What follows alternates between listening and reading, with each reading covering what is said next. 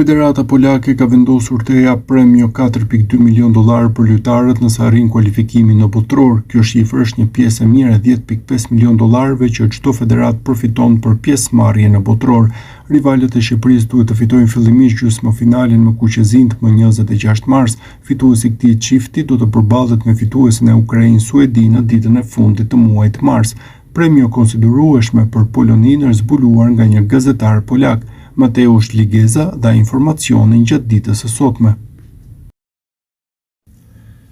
Shqipëria do të luajë në mars një nga ndeshjet më të rëndësishme në histori, duke qenë se përballë do të ketë Poloni në kuadër të play-offit të Kupës së Botës. Polonia është një kundërshtar të cilin Shqipëria e njeh mirë, duke qenë se ka luajtur në kualifikueset e Europianit të shkuar, duke u mundur fillimisht në Varshavë e më pas ka fituar në Tiranë duke bindur për të vullosur kualifikimin. Dy ndeshjet ndaj Polonisë kishin dy rezultate krejtësisht të ndryshme dhe mbi të gjitha dy qasje taktike dhe formacione që prodhuan histori të kundërta.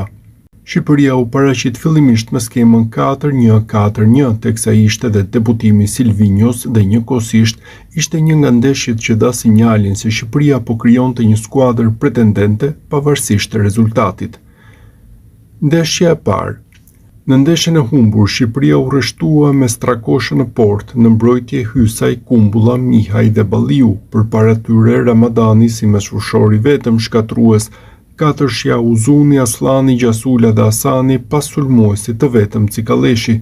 Shqipëria tentoi të luante, tentoi të befasonte, por nuk arriti të gjente golin e barazimit apo edhe të avantazhit kur rezultati ishte 0-0, duke nisur edicionin kualifikues me një humbje, por me shumë shpresa. Pak muaj më vonë Kuqezinë u përballën sërish me skuadrën polake duke marrë një fitore historike. Ndeshja e dytë.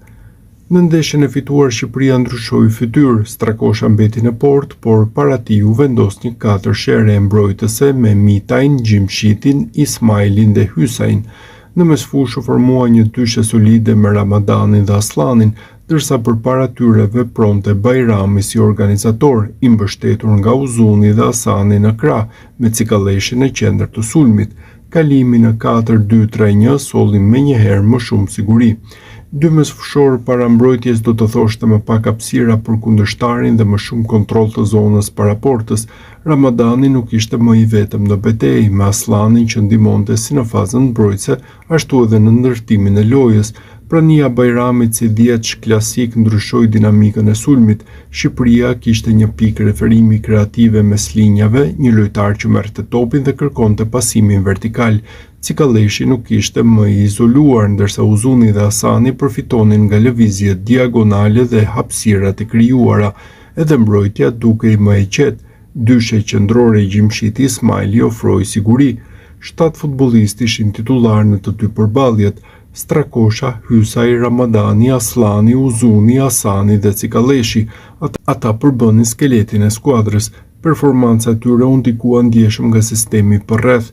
Në ndeshjen e humbur luajtën Kumbulla, Mihaj, Balliu dhe Gjasula, ndërsa në fitore titullar ishin Mitaj, Gjimshiti, Ismaili dhe Bajrami. Ndryshimi i dyshes qendrore në mbrojtje solli më shumë qëndrueshmëri. Mitaj në krahun e majt ofroi energji dhe balancë mes mbrojtjes dhe daljes përpara. Dy ndeshje ndaj të njëjtit kundërshtar treguan qartë se struktura taktike mund të ndryshojë ndeshjen. Play-offi. Shqipëria do të luajë ndeshjen e tretë me polakët dhe ndoshta kjo është më e rëndësishmja në periudhën që Silvinjo ka drejtuar Kuqezinë. Kjo ndaj Polonisë është ndeshje teke dhe asnjë gabim nuk mund të korrigjohet, pasi çdo gabim mund të përkthehet në eliminim nga mundësia për të kaluar në botror.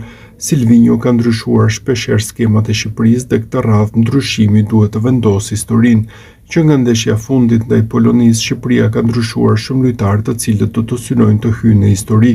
Natyrisht ndeshja marsit pritet të jetë shumë më e vështirë se kualifikueset edhe për vetë faktin se Kuqezinë nuk kanë eksperiencë në një gjysmëfinale të tillë, si edhe fakti që do të luajnë përballë mira ultrasve polak mund ta bëjë më të vështirë. Nga ana tjetër presioni do të jetë mbi polakët pasi ata janë para tifozëve të tyre dhe vinë si favorit në këtë sfidë, prandaj Shqipëria mund ta përdorë këtë presion në të mirën e vet.